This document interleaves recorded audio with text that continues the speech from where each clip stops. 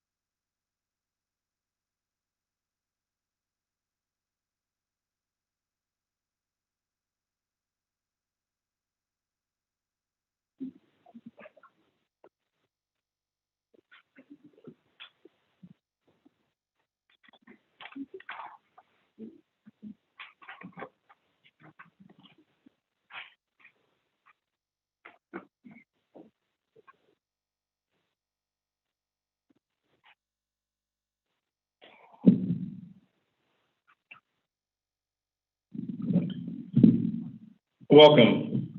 Thank you to everyone, friends, family, for coming and joining us today as we celebrate the life of Richard Stevens. If everyone doesn't mind, take a moment, either silence or turn off your cell phones to get started. My name is Jalen Dominguez, and I was Richard's nephew. And today I'm going to kind of guide you guys through the program today. So Richard was born on December 12, 1950, to George and Manon Stevens. Richard had 2 older sisters, Maeve and Tracy, and 1 younger sister, Lynn. At the age of 12, he moved back to Albuquerque from St. John, North Dakota, back to their hometown. He graduated from Sandia High School in 1968. He continued his education at the University of Mexico, where he's a standout writer, graduating from the Union School of Journalism. After school, he went straight to work at the Albuquerque Tribune, where he enjoyed a very successful career spanning 35 years.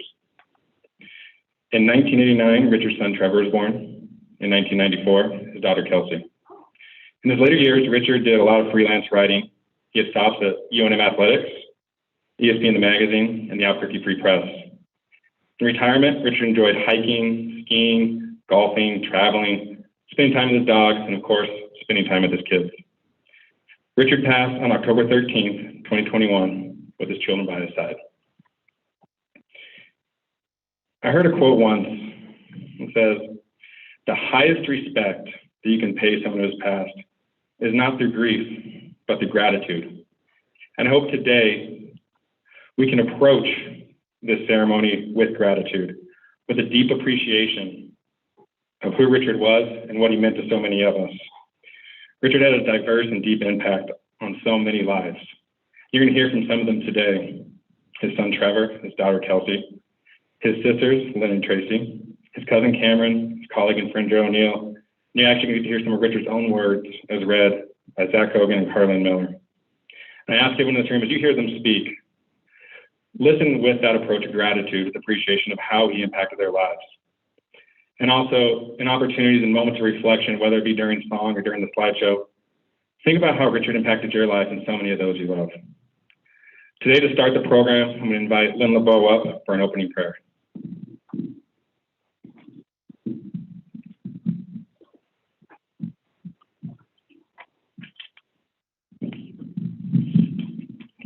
Thank you all for coming.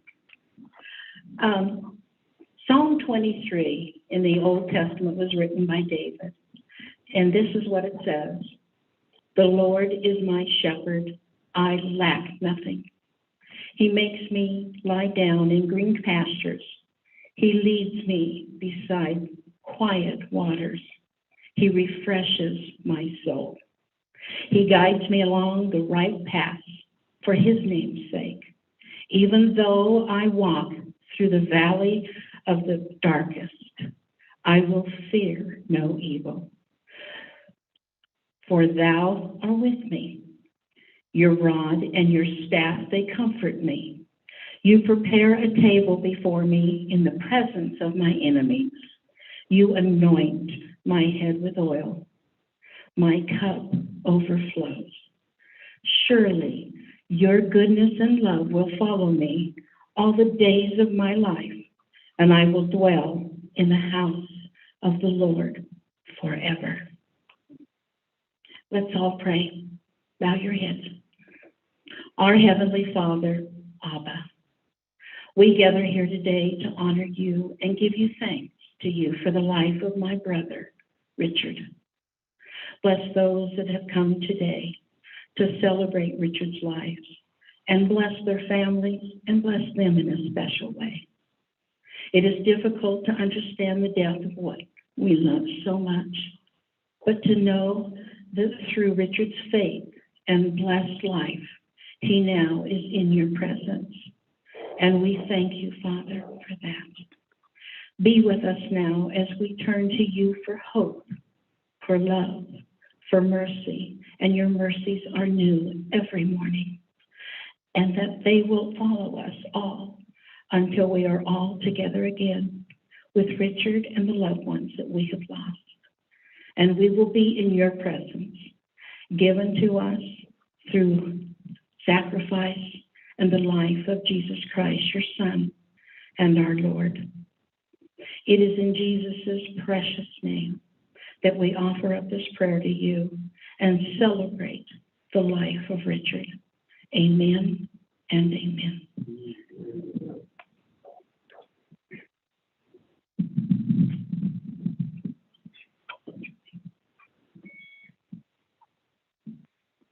Next, I'd like to welcome up perhaps one of Richard's greatest treasures of this earth, his daughter, Kelsey Stevens.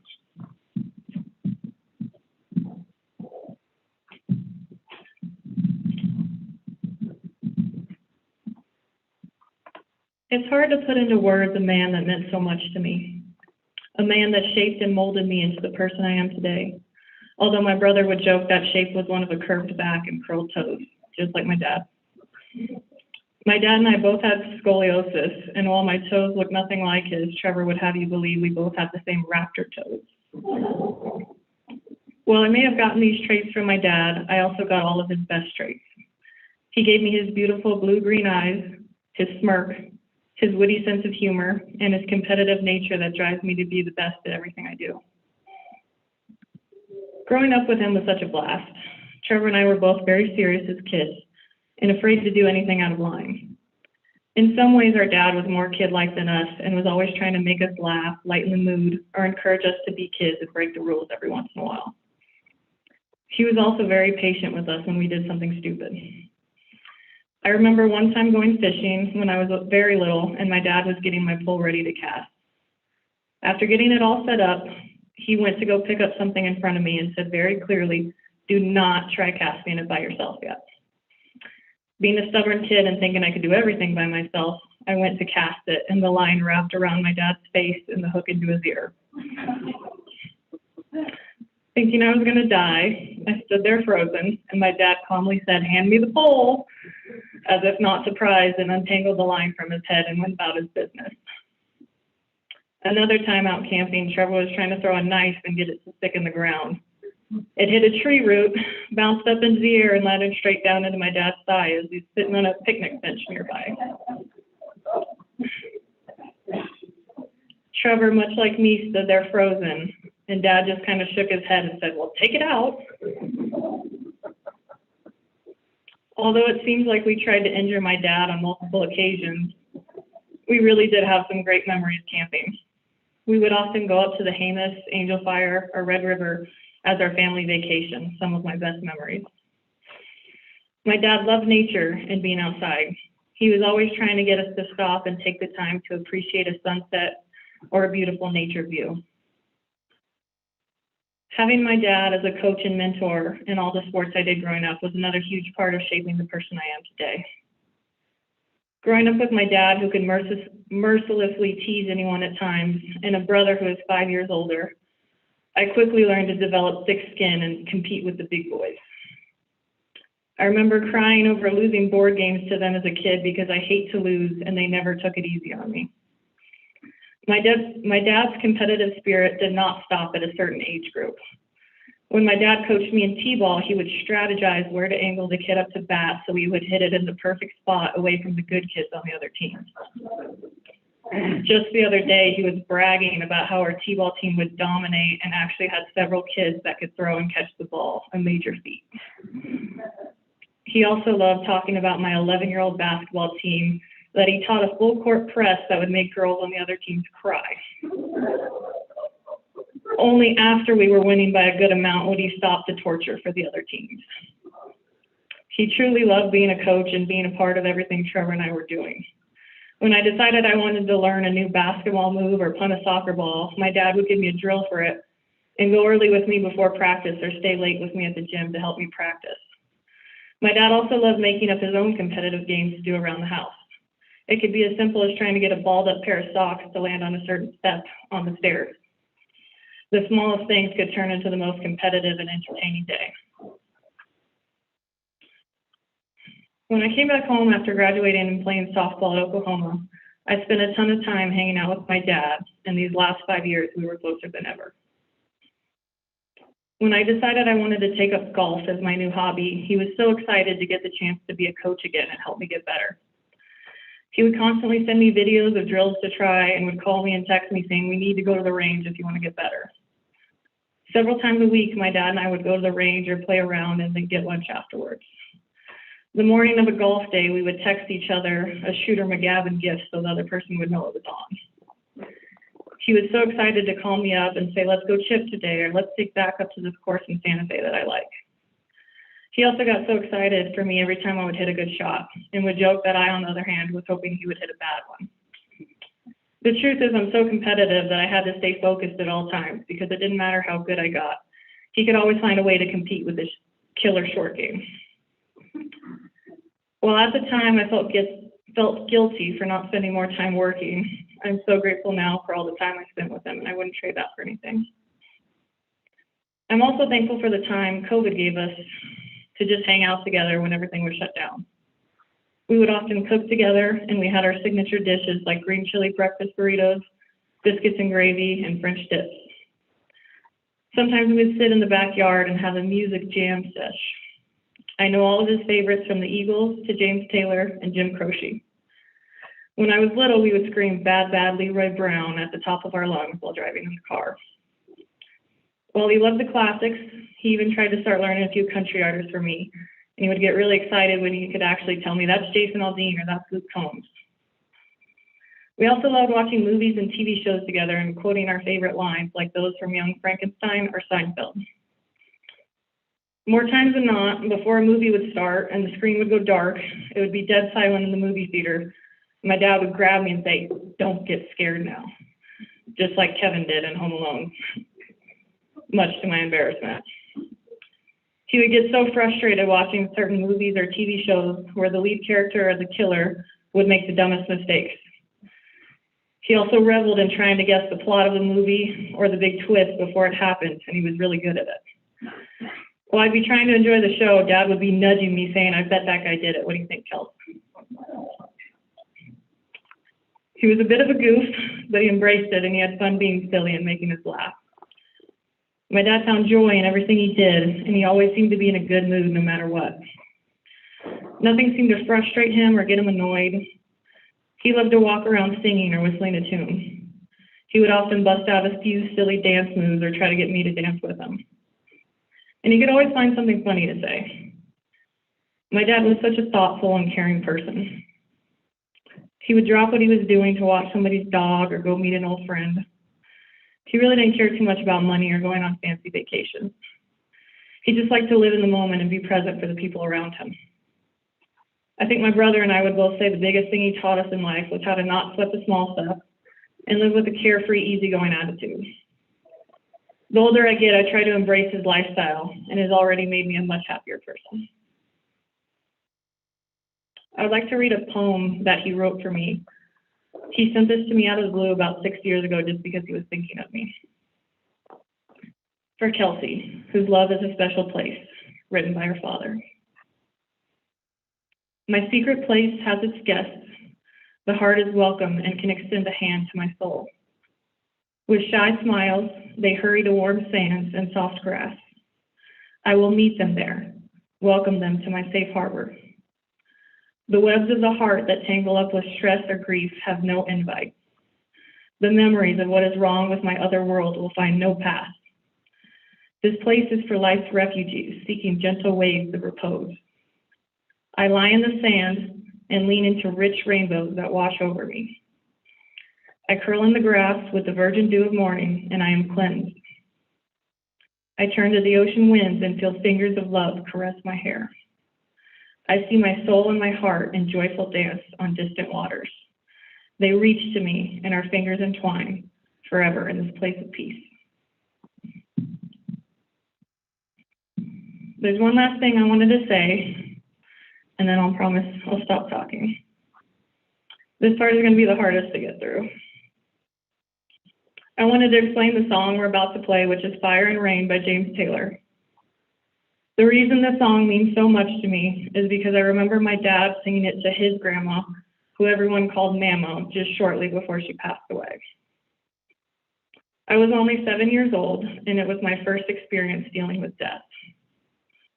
My dad and I went to see her, and I was kind of scared and confused.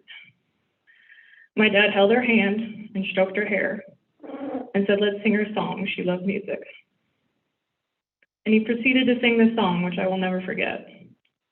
It stuck with me all this time afterward, and before my dad passed, I held his hand and sang him this same song. I love you, Dad.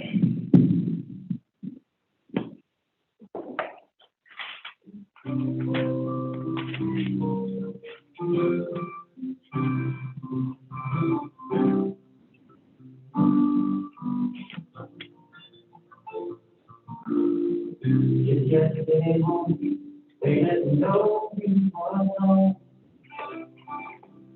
You been passing for a day. Walk out this door, and I wrote down this song. Just can't remember who it came. I've seen fire from the rain. I've seen sunny days that I thought would never end. I've seen long times when it was not mine to spend. But I always thought that I'd be again.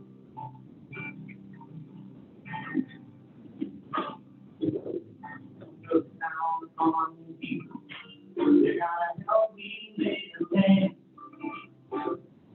You gotta see another. My body is my mind again. I won't make it another. Oh,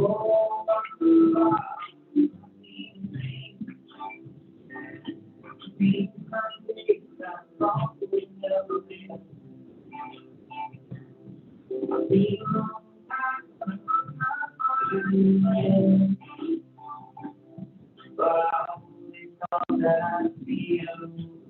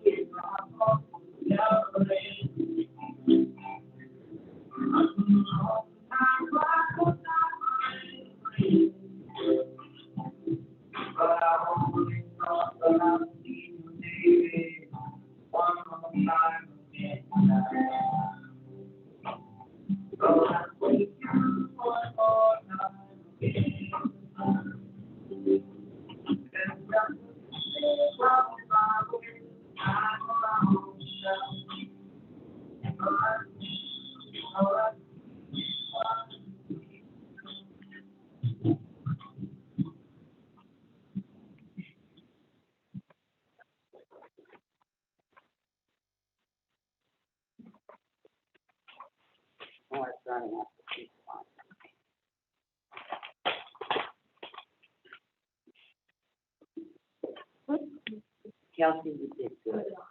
What do I do? Am I on?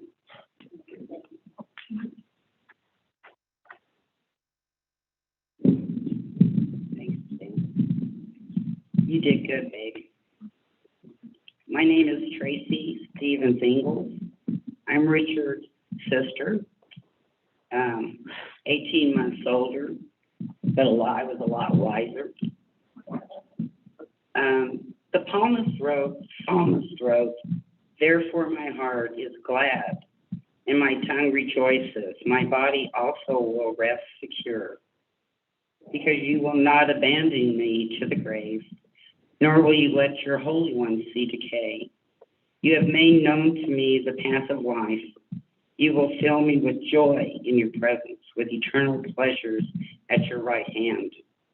For many here today, Richard is being remembered or is remembered as a journalist, a columnist of sporting events, a talented writer that had the ability to dissect or analyze a player's talent or a coach's weak and strong points, putting his observations in clarity and in writing. His razor-sharp pen stroke invoked various reactions from the fortunate and sometimes unfortunate recipients of it. His pseudonym, The Lens, combined those talents of satire and humor that did the job it was intended to do. It sold newspapers. I believed he could have been a huge star in his career had he moved to a larger city, a larger newspaper, but his ancestry roots that were deep had already dug too deep into New Mexico soil, and he was planted here to stay. I don't remember ever asking Richard why journalism or why sports. I just knew he was darn good at it. I'm not here, though, so much to talk about Richard and his career. Others can do that much better than me. I want to talk a little bit about the man who was our brother, and at long last, I have the upper hand. He can't tell me this time to hush or get out of the way. We lived growing up on the border of North Dakota in the province of Manitoba, Canada, for about 7 years. When our dad was stationed there at the port of entry, I hate holding him up, stationed at a port of entry with the INF. Richard was adventuresome and mischievous as a young boy. We would hike, bike, fish, and swim in the summer, and we would ice skate, ice fish in big tunnels in the high snowdrifts during the winter. He was early on developing his love for the great outdoors. He was known a couple of times to climb a tree, steal a baby magpie from the nest, and then domesticate it as much as you can domesticate a magpie, It actually would sit on his handlebars while he rode his bike. Richard hated the call of the wild because that bird finally got it. One time I was talking about him being mischievous, and one time my parents hired a babysitter. She was from a neighboring wheat farm, and we didn't like her much. She would lock herself in the bathroom and read a magazine. Richard came up with a great idea one day, and of course I went along with it. He got the water hose and he sprayed her through the open window. We paid a huge price for that one, but her resounding scream made it worth it. That was Richard already developing his prankster personality. And those were really good growing up years because it set, for us, the siblings, a very strong lifetime foundation. We moved back to Albuquerque in 1963, the year that Kennedy was assassinated. Richard would have been in middle school. A few years later, it was discovered that he had severe scoliosis of the spine, and there were only a few surgeons in the nation that could do the type of surgery he needed. My parents took him to California for the surgery, and he had to wear a body cast for 1 year. It was horrific. I've often felt that was why he avoided doctors and medical issues as much as he seemed to. It also developed in him a huge determination to participate in sports, stay active, and that he did. Whether it was softball, snow skiing, basketball, golf, he did it all. He loved to coach Little League, and he excelled at that. As he grew older, his back pain would start to plague him, and he had to give up some of those activities. I tried to talk him into doing it long before he did, but he was kind of stubborn about that. Richard has mastered the art of writing skills at a very young age. He had a sixth sense with sentence structure, punctuation, and grammar. He composed poetry that was both loving and thought-provoking. It showed a side of him that was hidden from the public when he wrote his poems. He was a devoted son. Rarely a day went by that he didn't visit our mother at assisted living. And that's one reunion I sure wish I could have been there for. He was an avid reader, a dog whisperer, a connoisseur of green chili, and when he ran out, he would come over and rob my freezer of it. I once accused him that he was probably even adding this to his smoothies.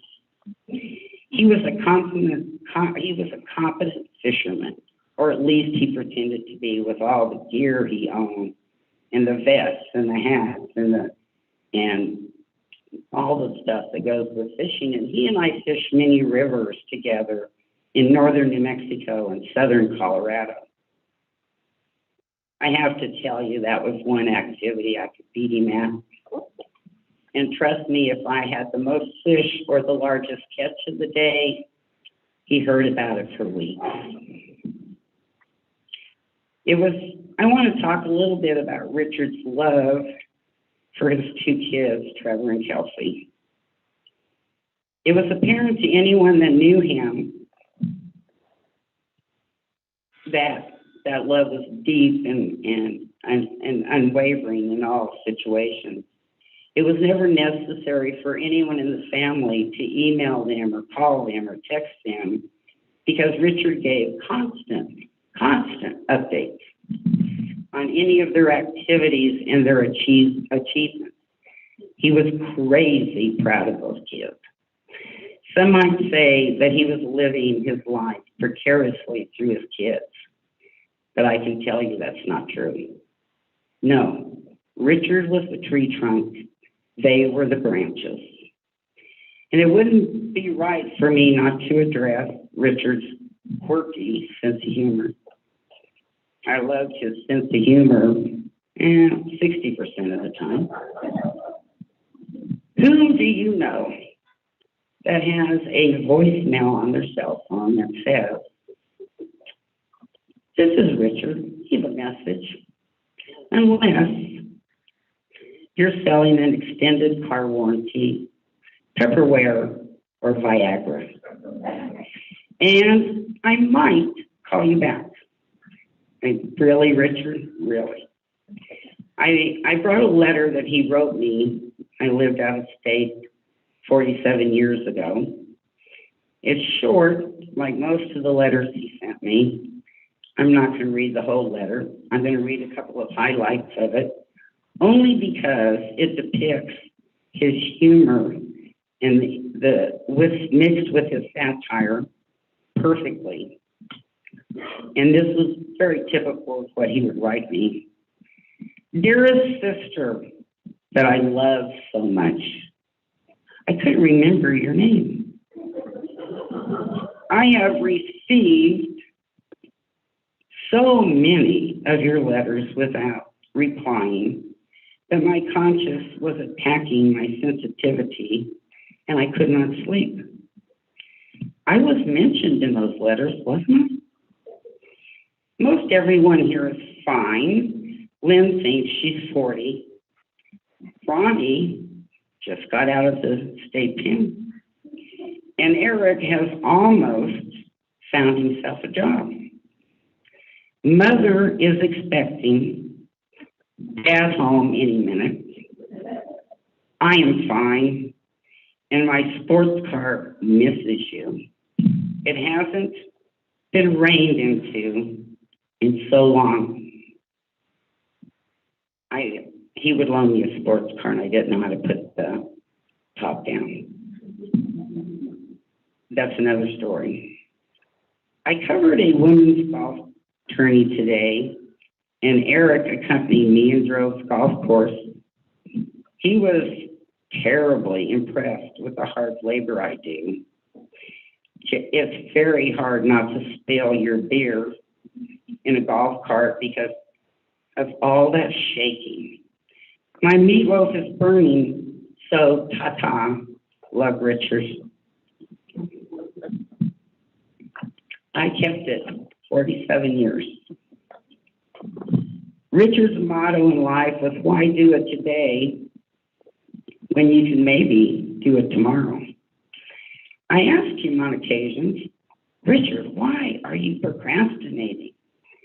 And he would just say, because I didn't feel like doing it, or I got an offer I couldn't refuse. Probably a golf game or a luncheon with Trevor or Kelsey. Richard's sudden and unexpected death reminds us that we all have an expiration date. And it gives us pause to reflect on what and who is really important in our life. I wish Richard had had more time.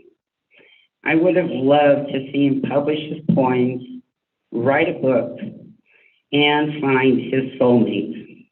That was my wish. I think, like the song says, he did it his way.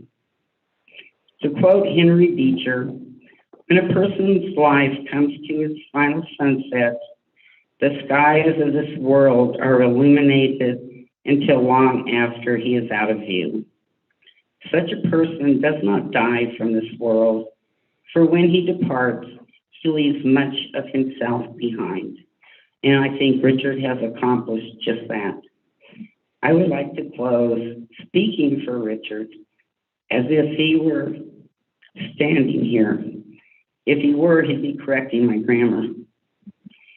From the podium today, I knew him well. We were best friends most of our lives. He would say to Trevor and Kelsey, do not mourn for me like those who mourn with no hope, as I'm in an amazing place. Live your life to the fullest. Love what you do and cherish those you love and who love you. Let God guide your steps in life, and always remember you are loved by me.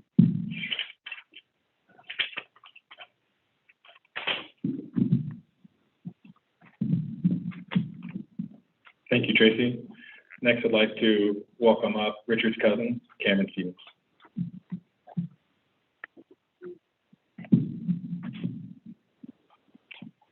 So Richard was the oldest male in the family, the Stevens Betts family, and I'm the youngest. I was trying to think about when I remembered Richard, and I don't really remember Richard until I think we probably had already moved to Oklahoma. Richard's 7 years older than me, so I think I left when I was in first grade, came back. And we would come back for Christmas every year, and the typical pattern was we'd come in, would be my older brother and my younger sister, and we'd go to Uncle George's house in Manon, and we'd say hello to everybody, and then Shelley and I would head over to the Best house because our cousins closer were Donnie and Cindy and Chris. So that was kind of the pattern. Well, I remember we showed up. This is my first memory, whatever Christmas it was, and Richard was there with Sammy Dominguez playing basketball in the driveway about 4:30. So, it gets dark about 5:30, so there was nothing else to do. We were kind of, everybody goes and says hello. So Richard says, hey, let's go steal some Christmas lights. Okay. So, the prankster. Well, we really didn't steal them. The idea was you take them, you unscrew them, and just put them on the ground. Well, I think it was me. Dropped one of the lights, it broke, makes a big pop. Here comes this man out of the house. So Sammy and Richard over the wall gone. There goes my brothers over the wall. I'm like, hey, what about me? So Monty jumps back over, that's my older brother, jumps back over the wall, says, okay, so we march down to where you guys live. Well, we're not from here, but we're down that house. So we show up at the house. Well, you know what happened then. So Uncle George was probably one of the toughest guys when it comes to discipline, let's put it that way. You guys will probably know that better than anybody. So there they are, the man says this is what they did. So the two brothers, my dad and Uncle George, so brother, what do you want to do? Well, I don't know, brother. What do you think? A couple swats? Yeah, a couple swats. So the next thing, I'm already crying, of course. That's what I did best. It was my best defense. And immediately, and Uncle George could hit like you would not believe. And it's like, oh my God. It's like, oh my gosh. So that was my first memory of Richard. And then over the years, Richard, every year that was our pattern. We lived in Oklahoma for 3 years. Then we went to El Paso, and we would come every Christmas. And looking at this, the albums back there, or whatever, Richard was pretty much my mentor. I had an older brother, but Richard was, he was the master. So he really taught us, you looked up to Richard. He was the main guy. I remember my brother. Well, Linda and I were watching MASH a couple nights ago. Well, Thursday night they had a memorial, I guess, for Veterans Day, and I was watching how Hawkeye and Trapper, would go back and forth. Well, that was Monty and Richard. I mean, they were, usually I was the butt end of most of the jokes, but it was okay. They just go back and forth. I remember we would, Richard always had that kind of cant when he spoke. Richard spoke kind of, with a little cant to it. So every time we'd go back, it'd take 3 or 4 days for Monty to quit mimicking how Richard would speak, because Monty idolized Richard. They were, buddies from beginning to end. And unfortunately, he's in a trip. He had to go to Spain, so he couldn't be here. He'd have much more interesting stories to tell about Richard than I would. They were teenagers. They grew up together. They did all of those kind of things that teenagers did. One of the fun things I remember about Richard is I was a senior in high school. Monty was up here, and I had to work, and so I couldn't come up till later. I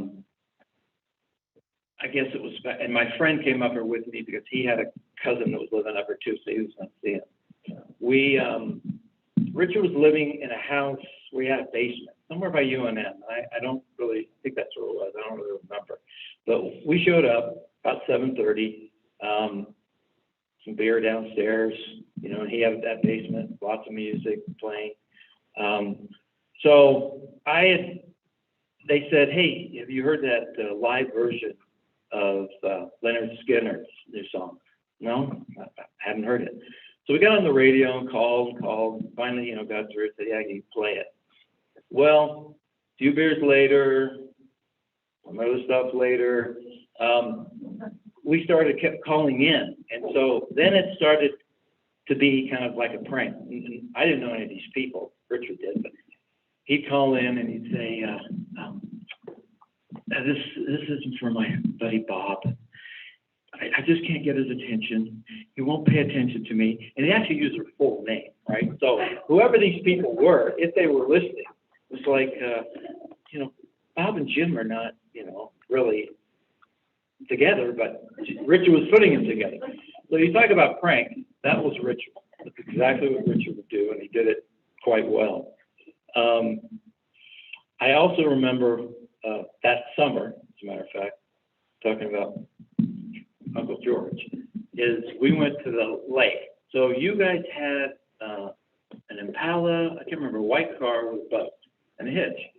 So we met at Elgin Butte. There were some girls that Monty knew were going to be up there, so we all went up there. And I guess Brad, who was my friend who came up with it, we backed the boat in. Richard put it up on the ramp, said, okay, all right, ready to go, hit it. Well, Brad forgot to put it in drive, had it in reverse, and boom, right back into the water. Then it stalled. So now that whole thing is filling up with water.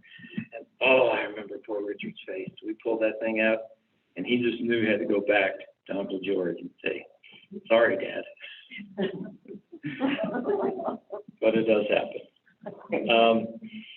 I moved up here in, I guess, mid-90s, and from El Paso. So I had season tickets to basketball games there. So when I got here, I thought, well, I'm going to get some season tickets here and whatever. So I knew Richard was a sports writer, but I didn't really know so much about his reputation, whatever. So if I saw anybody with a logo shirt on, you know, I start chatting, if I chatted to them, they'd say, well, I said, you know my cousin, Richard Stevens? Oh, no. I quickly realized, no, you don't say that.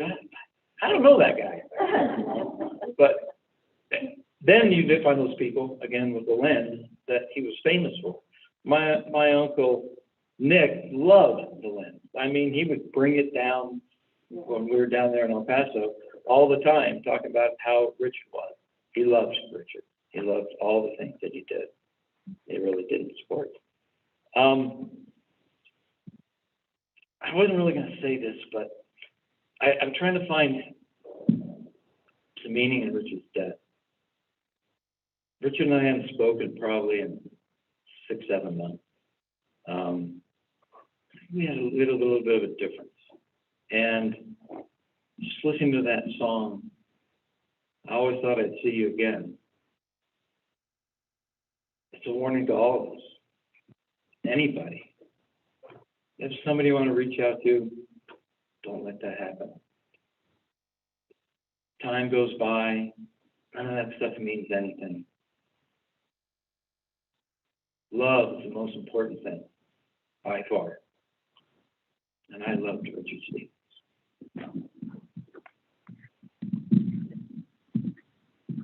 Thank you, Tim. Now, if you have to direct your attention to the screen, we're going to do a slideshow.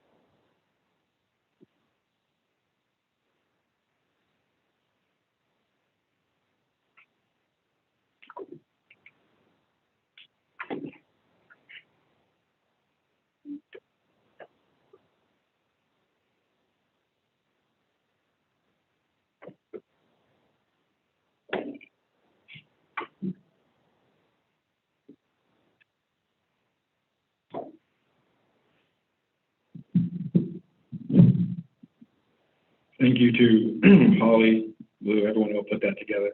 That was really well done. Next, I'd like to welcome up one of Richard's colleagues, a friend, he's president, co-owner of ESPN 117 The Team, Joe O'Neill.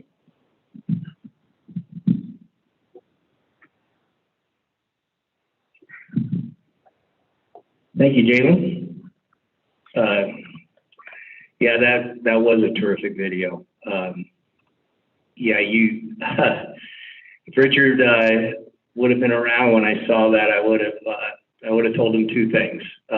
First of all, you're a pretty handsome guy, Richard. The second thing would be, you sure did like to take a lot of pictures with your shirt off, didn't you, Richard? And then he would have ridden me back and probably topped me. But yeah, as Jalen mentioned, my name is Joe O'Neill, and during today's celebration of Richard Stevens, you'll hear about him as an uncle, a cousin, a brother, and a father. I get to talk about Richard's place in New Mexico history as a journalist, a colleague, and a friend. My recollection of Richard spans about 50 years. I was a kid I was one of those kids that gobbled up sports sections. From the time I can remember how to read, I was wanting to get my hands on the sports section and read it. One of the gifts that my parents gave me every year for Christmas was an annual subscription to Sports Illustrated. And I immediately had an appreciation and a respect for the great national writers that I would read in Sports Illustrated. But I also realized how fortunate we were to have so many great journalists here locally. You know, when you would go to a game at a gym or a stadium or anything, inevitably you'd see a heavyweight either from the Albuquerque Journal or the Albuquerque Tribune at those games. And of course, Richard was a heavyweight of the highest proportion when it came to that. And you knew if Richard was at your game that people were going to be reading about it the next day and more than likely talking about it the next day.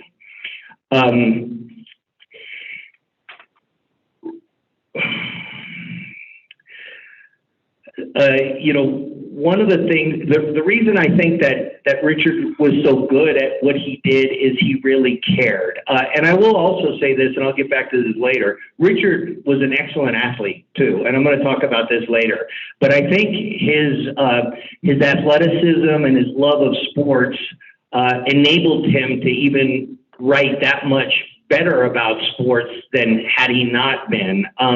I know that we all remember the banquets that the Tribune would do to honor sports, you know, the spring and the fall and the spring and the winter and all those kind of things. And Richard, for forever, used to talk about how important those banquets were, not only to everybody or to him, but everybody at the Tribune, and the debates they would have on who to give this award to, who to give this award to. It wasn't just one of those things that they just paid lip service to. It was, again, the way that Richard had an appreciation for athletes in general, I think, and the stories behind those athletes.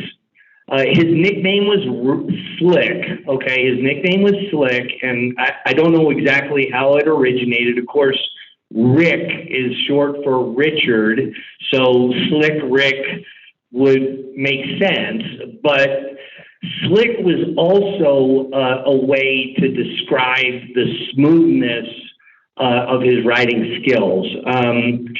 He had a way of writing that I think, you know, just kept you captivated and wanting to help you it wanted you to get to the end of the story. You rarely started a Richard Stevens column, or I never did, you know, where you would put it down. I mean, it would keep you engaged.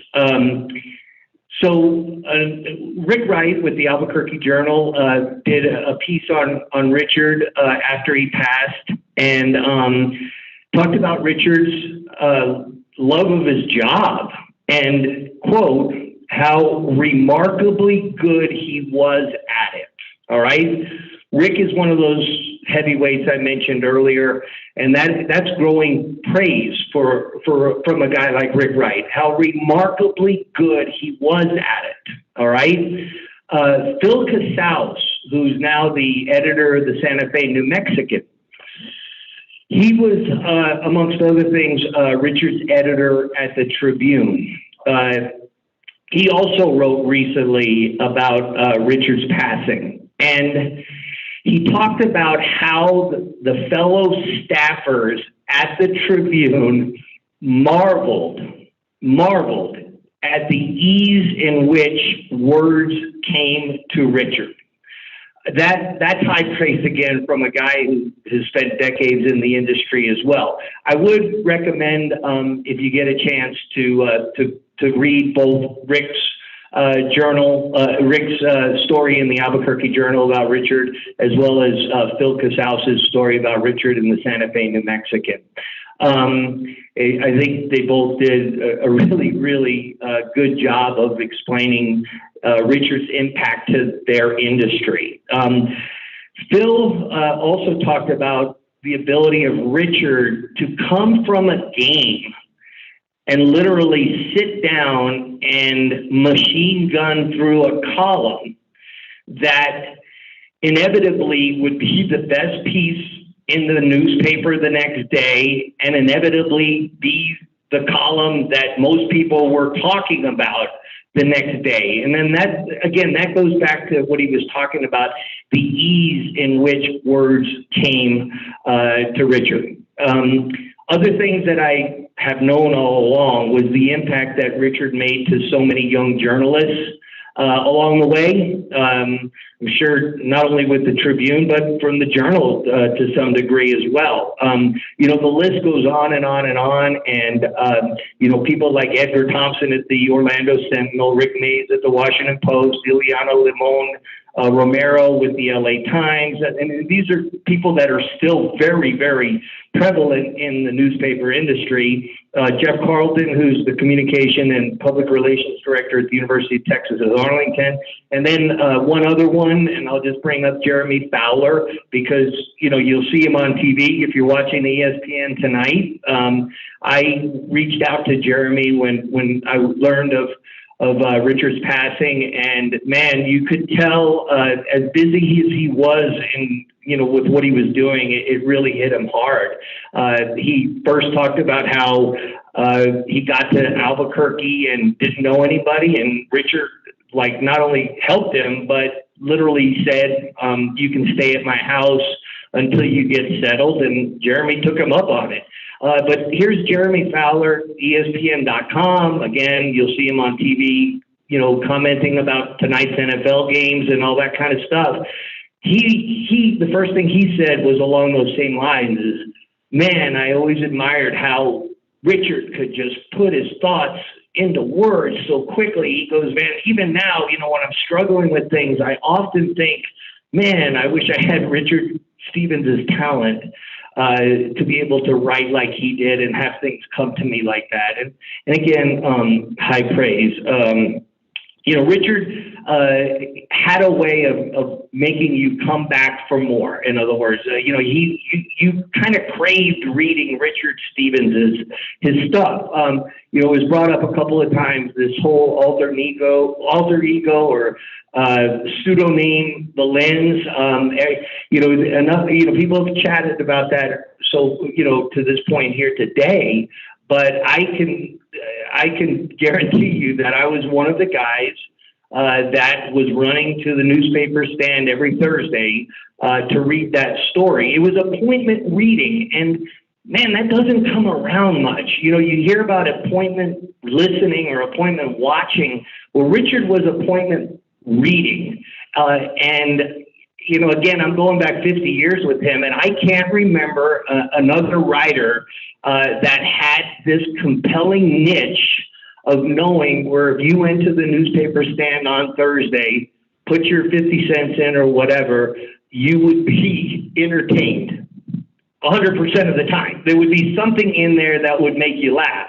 And some of it, and there was so much truth to it, and it was just something that I think live in the history of New Mexico is a piece of our history, And I think Richard, quite honestly, if you look back 50 years and you start identifying key elements of the sports community in this state, Richard would be in there. There's no question about it. He had enormous courage. They're joking about the way that he would write his style, and sometimes it would be prodding, and it would tick people off and all that other stuff. But the courage that Richard had to continue to do it, even after, you know, catching flack from this person at a Little League game, or, you know, when he'd walk down the ramp in the pit, and he had this whole kind of persona that I think he almost kind of embraced, of, you know, having that long leather duster that he'd walk down the ramp and he'd walk around to his media seat, and people would say things and he would wave, and people would be saying hi, and people would say, Stevens, you suck, or whatever. It didn't matter to him. You know, he knew it was part of the gig, and he knew he didn't suck. That, you know, that I remember him writing a story about Dave Bliss not suspending Clayton Shields for even one game for breaking a bad rule. And the headline was, "Cowardly Bliss letting Shields play tonight." And it was kind of a big story about what, I don't remember exactly what it was, but Clayton Shields had gotten in some trouble. Everybody expected him to be suspended for a game or two or more. Sure enough, he started that night. And anyway, Richard, of course, noted it. But sure enough, you know, in that post-game interview, Richard would be sitting right there. You know, it wasn't like he would avoid him or back away. It would be like, hey, that's me. And then, you know, when Bliss would do something good or get a big win, you know, you definitely, you know, I'm sure Dave Bliss loved Richard, because when he was writing glowingly about you, it was one of those memorable things as well. So, you know, Richard won countless awards, and I agree he could have probably had other opportunities in other places. He was happy here. You know, his family was here, and he stayed here. But I want to make it clear, in my opinion, Richard was not only a very good local writer, but he had the talents to have gone on to other places too, and I think he would have been very successful. I mentioned the whole Sports Illustrated thing. This is a huge compliment to Richard. I'd read the back inside cover. It was a guy named Rick Riley that used to write the back inside cover, and it would just be like kind of bullet point stuff and observations. And there were so many times that I thought of Richard in that same category as the great Rick Riley. So anyway, I got the opportunity as I got older to cross over into sports media, and I became not only a colleague of Richard, but a friend of his. I admired the way that he balanced his professional and family responsibilities. I loved watching games with him. I loved hanging out with him. I was one of those that wanted, you know, more out of Richard. You know, more. I really enjoyed being around Richard. And, you know, inevitably you would have to go to the Little League games or the softball games or whatever, because Richard never missed a game as far as I know. And I'll just say this right now, because everybody's talking about how proud he was of Trevor and Kelsey. I mean, yeah, it was one of those things where it wasn't just lip service. And here's another thing. He should have been proud of Trevor and Kelsey, okay? You know, how many kids graduate from both, you know, get degrees from both Stanford and Notre Dame like Trevor did, and wrestled at Stanford? And of course, Kelsey, in my opinion, one of the greatest high school athletes ever to come out of the state of New Mexico. I mean, she, you know, went from here to scholarship at Stanford, went to Oklahoma when they're ranked in the top 2 or 3 in the country, and got, you know, tons and tons of wins there. So, but at the same time, they got it done academically. And again, that was part of what Richard's foundation was laid for. The last thing I was going to say was, it kind of came full circle. I talked about how I'd read him as a kid, and then I became his friend. And then, you know, in the last couple of years, we got to work together. You know, so I started a magazine with the radio station, and we did 10 issues up until COVID, but they were 48-page issues. This one was on Brian Urlacher. This one was included in this was Austin Denton, a great local story, and the story on Danny Gonzalez. We did one on Stephen Jones, the CEO of the Dallas Cowboys. Richard wrote 90% of the content of these 48 pages that we would do each magazine. And I would often send people copies of the magazine after they ran, if they were on the cover. James Borrego was another one, the coach at Charlotte Hornets. And I would get notes back saying, hey, thanks for sending those extra copies. Boy, is that guy that writes for you really good.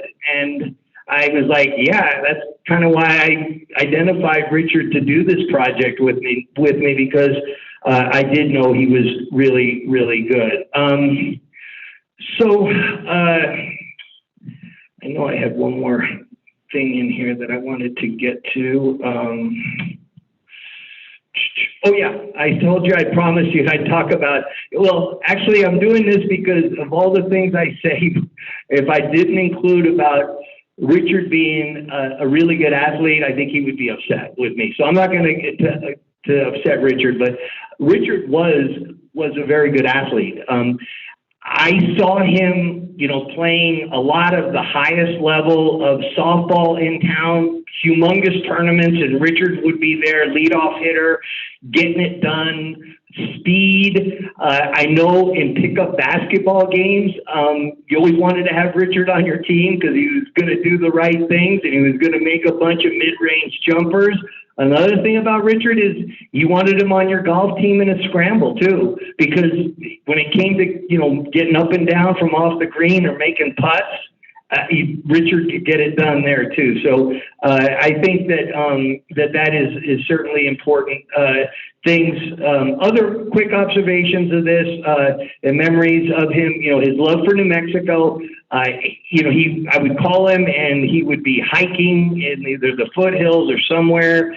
He took me fly fishing. He loved animals. When he'd come to our house, both of my dogs flocked to him. For some reason, he had that it factor that made animals love him. But another thing too, I'd call him, and often he'd be reading in the morning, hey, Richard, what's going on? And just rifling through a book, it's like 8:30 in the morning. This same guy that's calling Dave Bliss a coward and all this other stuff is sitting there reading a book at 7:30, 8:30 in the morning and doing yard work and all these other things. So anyway, he was a very good friend of mine, and I appreciate the opportunity for me to come here and share this memory of Richard, and thank you all so much.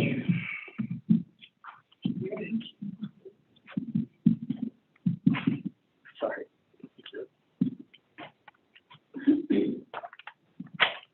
Thank you, Joe. You're welcome. So next, we're going to have an opportunity to hear some of Richard's words. First, as in reference to Alter Ego the Lynn, we're going to welcome up Zach Kogan.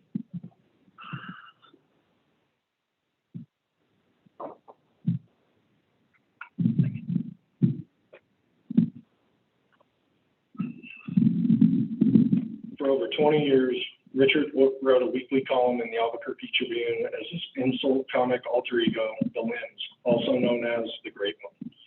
Equally beloved and hated, the Lynns made high school football predictions while also making fun of every person and team involved in New Mexico athletics.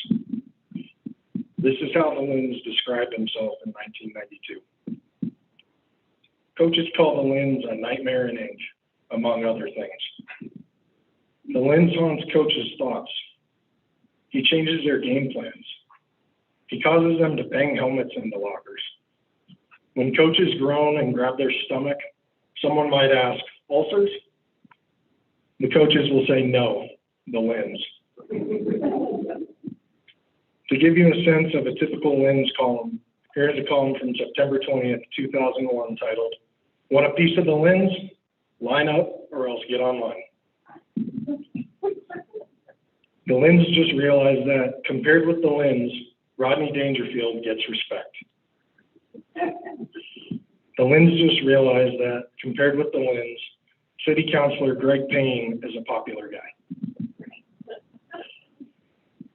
The Lynns came to this realization after thumbing through some emails sent to the Great One that included these cruel comments about the Lynns' good work. The Lynns is a tasteless piece of journalism with no substance. This foolishness has no place in a serious newspaper. The Lynns is a jerk.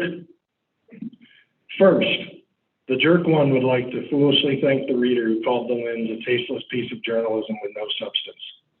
The Lynns works very hard to establish and maintain those standards, and he appreciates it when someone notices. But the Lynns is still upset that he is not appreciated more. The Lynns works hard to bring his Lynns fanatics the most up-to-date jokes on high school sports. The Lynns makes sure his toady works 80-plus hours a week studying high school football in order to make the Lynns look smart. But this disrespect thing is not new. It has followed the Lynns all his life. The Lynns remembers when he was just a baby and looked out a car window at a passing police car. The Lynns was arrested for mooning. The Lynns remembers being a kid visiting the Haunted Mansion in Disneyland, where the Lynns was told, "Sorry, we aren't hiring today." The Lynns remembers when his mom was making scary Halloween cookies and she pushed the Lynns' face into the dough. The Lynns' mom was particularly cruel to the adopted one. She used to spend the whole day in school with the Lynns so she wouldn't have to kiss him goodbye in the morning. Even as an adult, the Lynns gets no respect. The last time the Lynns visited Milne Stadium, the press box bouncer, Peter Pino, asked the Lynns to tie a bungee jump out of the window, and Pino proceeded let me run that one back, sorry, one second. The last time the Lynns visited Milne Stadium, the press box bouncer, Pete Pino, asked the Lynns to bungee jump out of a window, and Pino proceeded to tie a non-stretch cord around the Lynns' neck. Radio ham Henry Tafoya then pushed the Lynns out the window.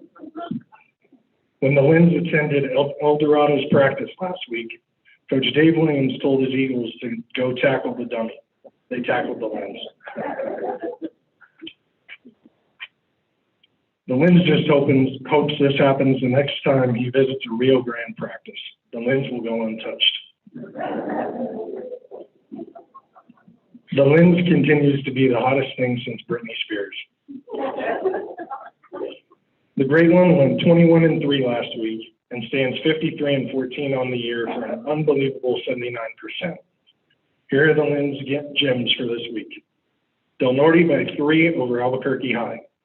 The Lynns always takes 3 things with him to an Albuquerque High game: a pillow, a blanket, and a blindfold. Highland by 10 over Goddard. When Fudge Chavez hits the breakfast bar in Roswell, there surely will be another UFO sighting, an unidentified feeding object. Every Lynns column was filled with sometimes outrageous jokes and insults. No one was safe from the Lynns, not coaches, not the LaQueva Maulers, and not even Richard Stevens himself. While it was hard to narrow it down, here are some of the favorite jokes that appeared in the Lynns over the years. Where is the safest place in New Mexico to hide from a tornado? University Stadium. There hasn't been a touchdown there in months.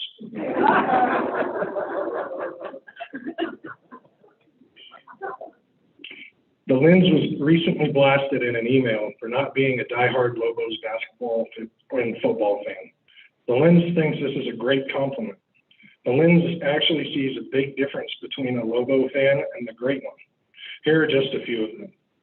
Lobo fans call their parents once a week to see if they are okay, and if they want to go to a Lobo game. The Lynns calls his parents once a week to borrow money. If they refuse, he threatens to take them to a Lobo game. Lobo fans claim to be a feminist and in full support of all Title IX issues. The Lynns claims to be a feminist, so women will feel compelled to buy him dinner. The Trips Edgar Thompson, loses to the Lins in golf and boo-hoos because the Lins takes mulligans on every tee box and takes any putt inside the leather. The Lins can't help it if the leather grip on his 10-foot putter goes all the way down. The Lins heard about all those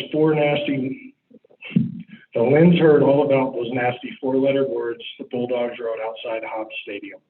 What a waste. Don't the doggies know that the good folks in Hobbs can't read any words containing more than 3 letters? The Lins is extremely disappointed at the first shameless bribe to come the Great One's way. The Lins was expecting maybe a Lexus from the Maulers or a wheelbarrow from Gallup. The Lins is thinking about taking up a collection to move Hobbs America into Texas. After all, how much money could it take to move all those double-wide mobile homes a few miles to the east?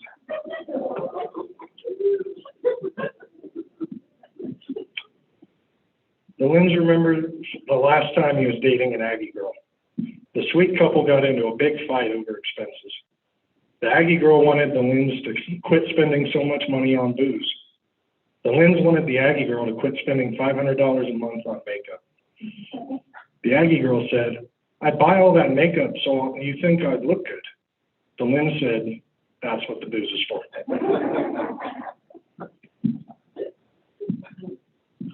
The best thing about this game is the halftime race to the concession stand between Highland's Ralph Fudge Chavez and Manzano's Aaron O'Campout at the buffet.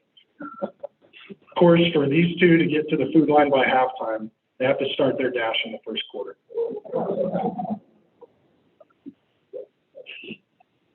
The Lins actually is a big fan of soccer. When the Great One wants to get in touch with his feminine side, the Lins goes out and kicks the little ball around. If the Great One had a daughter or a sissy son, he would love for them to play soccer. However, when it comes to choosing between soccer and football, the Lins echoes the words of Lobos coach, Rocky Third and Long.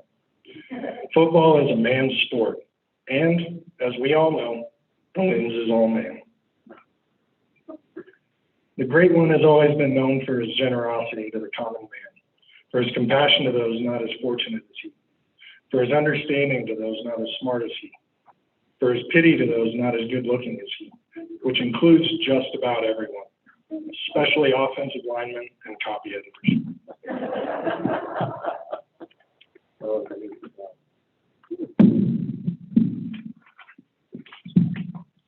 Thank you, Zach.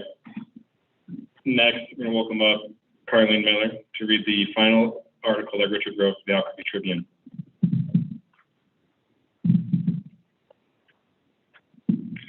Richard didn't only write as the Lins, of course. For 35 years, he worked as a sports reporter and columnist for the Albuquerque Tribune, writing under his own name and keeping the jokes and insults to a minimum.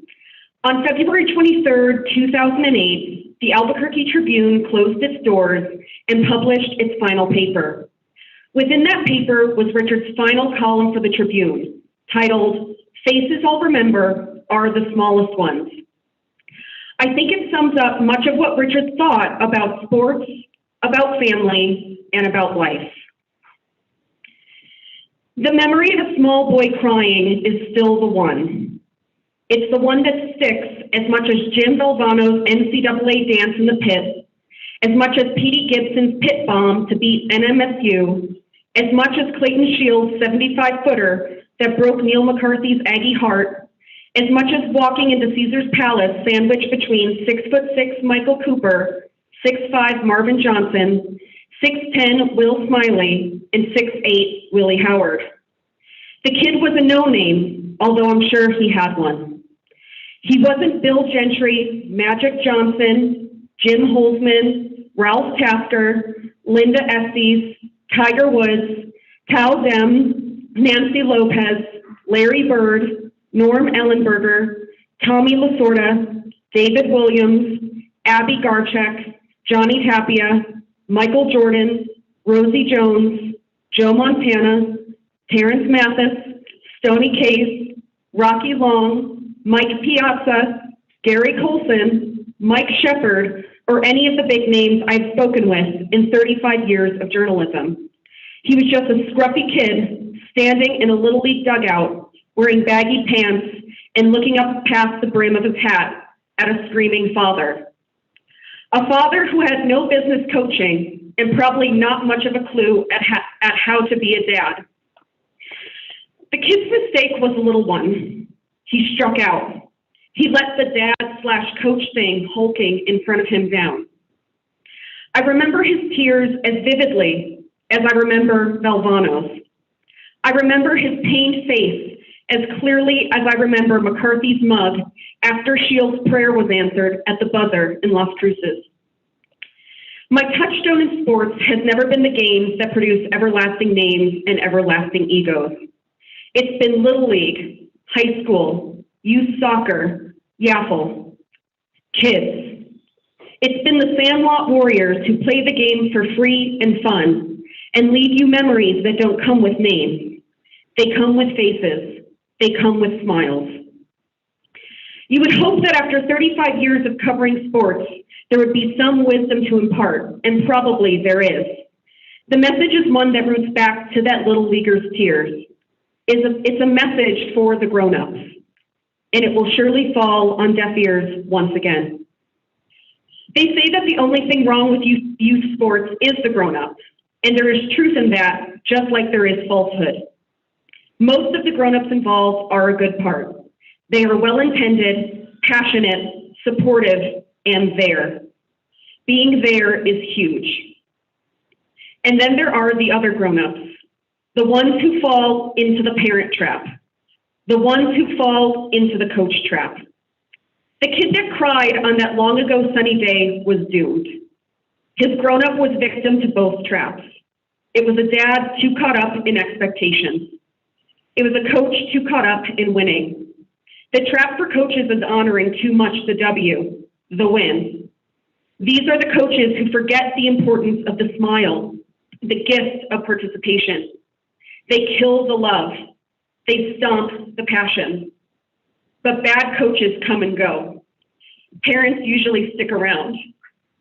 For parents, the trap is wanting too much to see little Johnny or sweet Susie as the star, the shortstop, the point guard, the quarterback, the hero giving back reflected glory. It's a sad thing that so many parents never see the true value of athletics, childhood, education, or moments. Athletics, for most, is a passing fancy, as it should be. It's not really that important in the long run, and doesn't really produce too many Larry Birds, Joe Montanas, Rosie Joneses. I remember when my son, Trevor, then 12, reached into his pocket of dreams and came out with 2 big goals. He wanted to play baseball for the New York Yankees. He wanted to attend Stanford University. Sure, kid. But you don't kill kids' dreams. You join in with a blend of gung-ho support and gentle realism. You tell them what it takes, and you push or guide them in directions that might give those dreams a chance. You pull and you push, but you don't try to make it feel like you are walking, but you try to make it feel like you're walking right beside them. And their joy doesn't have to come through a game. If they like to dance, let them dance. If it's music, buy them a horn. Find out what carries the light of their smile into their eyes and enjoy the gift that comes from seeing it. You teach them reaching is important. You dream along with them, and if you are wise, you soak in every smile, every laugh, every moment. You build memories. You hit them extra grounders. You explain work ethic. You throw a book in front of them. In my case, you wish they came from a better gene pool so they might grasp what to reach at. In the back of your mind, you don't put much stock in the Yankees thing. You make your front porch the college thing, and you push that part really, really hard. You let your kids play their games for all the right, fun reasons, knowing that they'll also benefit from the other stuff. Discipline, work ethic, friendships, sacrifice, commitment, responsibility, etc. You know the list. They are good things in sports you can carry through life. I can say this with all honesty. The parts I remember most about my kids, Trevor's now 19, Kelsey's 14. On any sporting field is their smiles and how they so often manage to find the sunshine in it all. Trevor, I think, has given up on the Yankees thing. Bad knees, bad genes, too busy with wrestling and books at Stanford. Kelsey is still reaching for stuff. She has a great reach. She has a beautiful smile. She knows about books. She wants to pitch softball for Arizona, maybe Stanford. Why not? I'll help her as much as I can, as long as I can, and I hope she overcomes those bad genes. I'll try to help her find the sunshine too, or at least not block the rays. I'll throw some more books her way, push a little, love a lot. I'll do this in part because I remembered the crying kid with no name. The byline reads, Stevens is the Tribune's deputy sports editor. He has been writing about kids in sports for the newspaper for 35 years.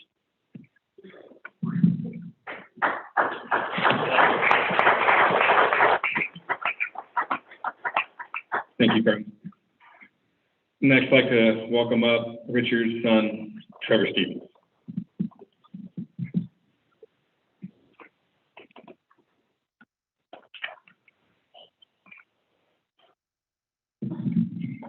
Thank you, Jalen. Oh, sorry. My amazing wife going before me was not a good idea. My sister already set the bar quite high, as she normally does. I'm much shorter than her.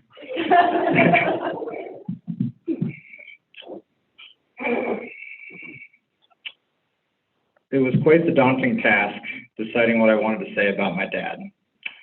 What should I focus on? How could I possibly sum up the life of a man that means so much to me? A man that still guides my decision-making every day.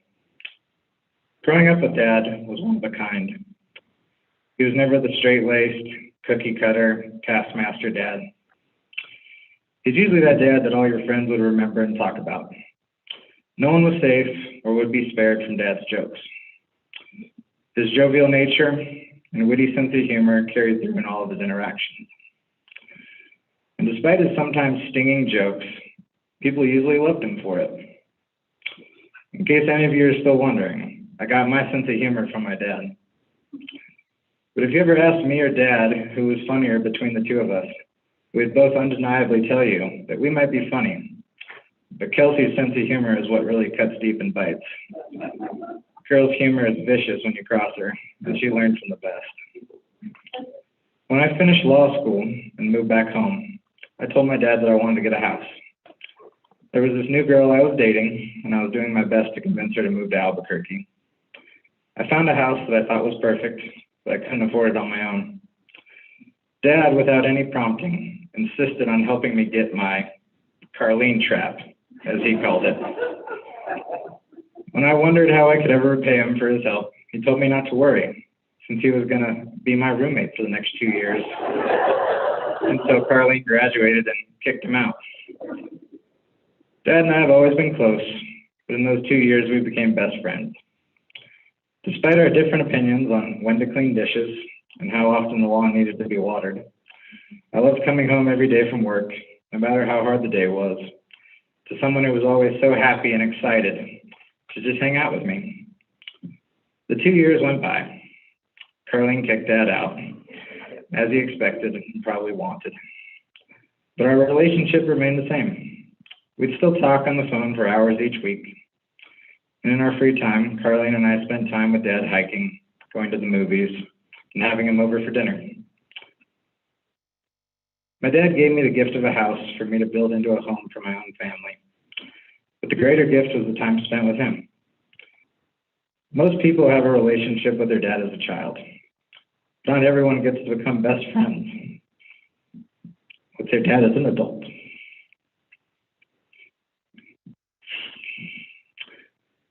I could talk about specific memories of my dad for hours, but ultimately I decided it would be best and most impactful for me to share with you some of the lessons, sayings, and jokes he often repeats to me throughout my life. For in these, I see the true essence of my dad. I'll start with one of his frequent jokes. Some of you may be shocked that someone like my dad can be gone so soon. After all, he was only 70. And man, did he look good. But better yet, he knew it. I mean, you all saw the hot tub picture in the slideshow. However, I'm not that surprised. He left us at 70 because of what he often told me. When I turn 70, Trevor, you and I are going to go to the woods and have a hunting accident. I would tell Dad that he was still far too nimble, and I might have to answer a lot of questions if there were multiple bullet wounds. But he was insistent. After some discussion, he would usually agree to maybe push it back by a few years. But he didn't want to put it off too long, because he had no interest in getting old. He always wanted to be an active participant in life, and not just an observer. He wanted to go out while still being able to share in experiences with those he loved. And he did just that. Having experiences with those he loved was always more important to him than money, success, or prestige. As you can tell from listening to his articles today, he was an extremely talented writer. Dad would tell me about how he had received job offers to go work at larger newspapers in bigger cities for more money and more prestige. But he never really took them too seriously because he was so happy with what he had. He was able to live near his family and spend time with his parents in their later years, helping to take care of them. He got to be an active participant in his children's lives. He didn't have to hear about me and Kelsey growing up from across the country. He was able to write about his passion. He was able to spend time in nature exploring a state that meant so much to him and his family. In Dad's eyes, he always made the correct decision because he tried to let himself be guided by happiness and not necessarily fame or riches. And in his advice to me throughout the years, he would fall back to this common theme. He would not insist on me choosing a path that led to greater wealth or success. His recommendations to Kelsey and me have always been geared toward our happiness, and he'd remind us to never underestimate its value, because happiness is more important than money. However, there was one exception. There's a joke that he'd often repeat, and it goes like this. Money doesn't buy happiness, but it buys a jet ski. Have you ever seen a sad person on a jet ski? In that spirit, Dad would tease me, as he so often would, about not being a cheapskate. He didn't believe in hoarding money for money's sake. He didn't care about being the wealthiest man in the neighborhood. He'd tell me to buy the nicer theater tickets or to take my wife to a fancy dinner. You only live once, Trevor, and I want you to enjoy it. But really, I just think he wanted me to buy him a jet ski. Something that my dad and I enjoyed doing was quizzing each other on the last lines of well-known books. One of our favorite last lines is from Les Miserables, and it goes like this. No name can be read there. We greatly enjoyed discussing the meaning of this line. The final pages of Les Miserables describe the main character, Jean Valjean's grave, lying in a lonely corner of Paris with a blank marker on top of it. I've heard how it gives readers a desolate reminder that despite the lives we lead and the legacy we wish to leave behind, everyone's ultimately left to the same fate. But Dad and I never viewed it as this dreary. We felt the importance of Jean Valjean's life had nothing to do with what was on his tombstone. He didn't need fancy engraving or a towering angelic reminder to passersby of his importance. For the value of his life lay in the good deeds and simple kindnesses he did for people. And in this wisdom, I see so much of my dad, for I'd so often find him doing simple kindnesses for others around him. Now, hearing some of Dad's Lynn's jokes earlier, you might think I showed up to the wrong memorial service today. But that's not the case. It's true that Dad would often recount to me his various Lynn's jokes throughout the years, and we'd have a laugh. But there was so much more to him. Whether it was letting coworkers stay with him during difficult stages in their lives, or helping coworkers move into apartments, watching a dog or often multiple dogs for a neighbor or relative, or just picking someone up when they needed a ride. I so often found my dad signing up for things he didn't have to do, just to be kind to someone he knew, to make some little part of their life easier, or to just take an interest in their life. Dad liked to tell me about something that would often happen at the Tribune. When it came time for the papers to go to press, the press workers were known to show very little flexibility in holding the presses when a writer needed more time to finish an article. But when a writer absolutely needed some extra time, they would always ask my dad to go talk to the press workers. The writing staff and the press workers didn't always see eye to eye, but according to Dad, all the press workers loved him. It wasn't like he knew some secret code word or handed the workers a $20 bill to hold the presses for a few more minutes. He said he just always took the time to get to know them and ask them how they were. So they didn't mind holding the presses if it meant helping him out. Dad didn't want to be the guy that won a Pulitzer in '92 or the guy that writes for the New York Times. He wanted to be that friend that people would hold the presses for.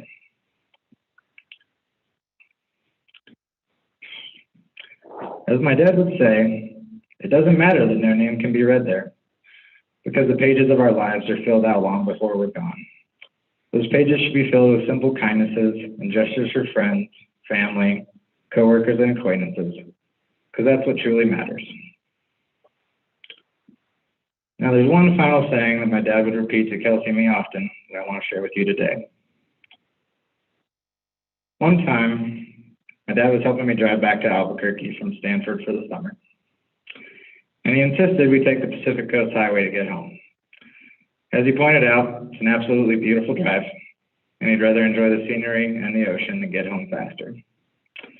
I personally would have been very happy in taking the route that goes through Las Vegas. But Dad was paying for the gas, so I wasn't going to argue with him. During our drive, I had a telephone meeting that I had to be on for a school project. The winding road and the cliff faces of the Pacific Coast Highway were making my call consistently drop, until eventually I lost service entirely.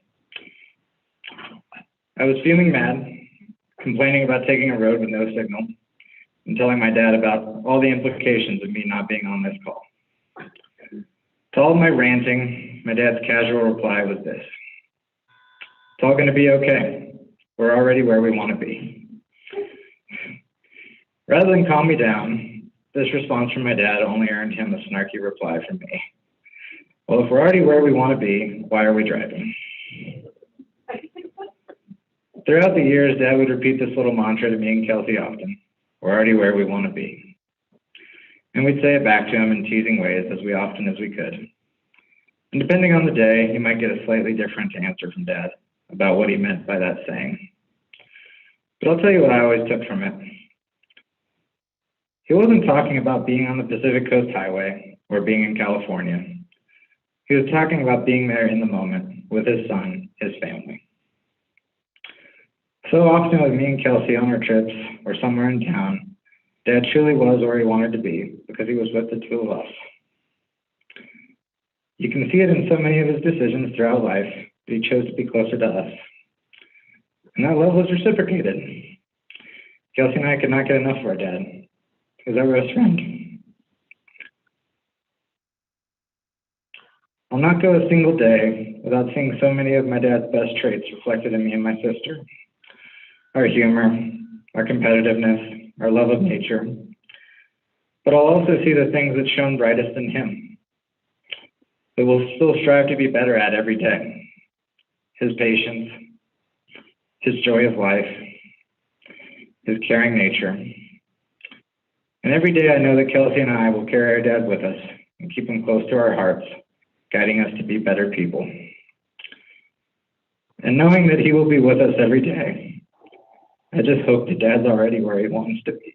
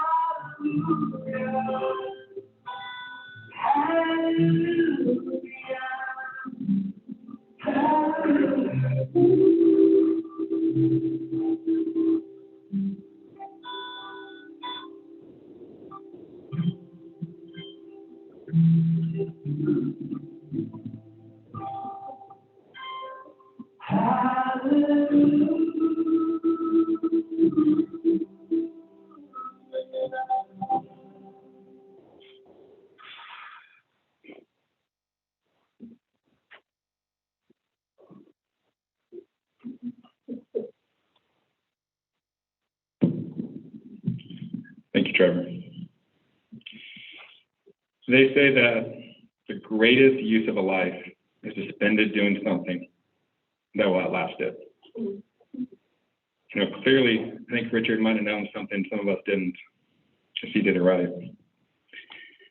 I had the chance to take my mom to the hospital, see Richard just about a day or so before he passed. We had a chance to say goodbye. My mom went and sat by him, and they laughed. She was laughing, she was crying, she spoke of all the adventures they'd had, some that they probably wouldn't get to enjoy again, and at least not in this life. She threw little remarks in there about just going to help any future grandkids. At that point, Richard couldn't speak, but his toes were dancing while she did. I was going to go next. I was going to go say goodbye, but I had no idea what to say. What do you say in that moment? Because I sat there, I was kind of looking around the room. I saw Trevor, I saw Kelsey, and I was thinking, that is such a special bond. Not only with their dad, but with each other. I'm one of the really lucky ones. I got to grow up calling my heroes mom and dad. So I understood that bond. It's not one that's just given, it's one that's earned. And I'm sure Trevor and Kelsey in the last month have heard, 1,000 times how much their dad loved them. I'm sure they appreciate it. They don't need to be told that. They know that. They know it because Richard made sure they knew it. Every day from each of their first breath until his last. And they still know it. Love and a bond like that doesn't fall victim to death or a grave. There's so much that I still want to accomplish in my life. And they vary in levels of importance. But at the end of the day, when my numbers call, if I can give to my family what Richard gave to his, and if they can speak of me the way Trevor and Kelsey speak of him, I'll walk through those gates with my chest out and a huge smile on my face. But when I went to go say goodbye to him, I still didn't know what to say. I mean, what do I want to thank him? Do I want to thank him for helping me with my jump shot, taking to the gym, going to the backyard? Did I want to apologize for all the times I cheated not only him, but his kids in golf and cards and that type of thing? But instead, the only thing I could simply do when I went to say bye to my uncle was tip my hat to him.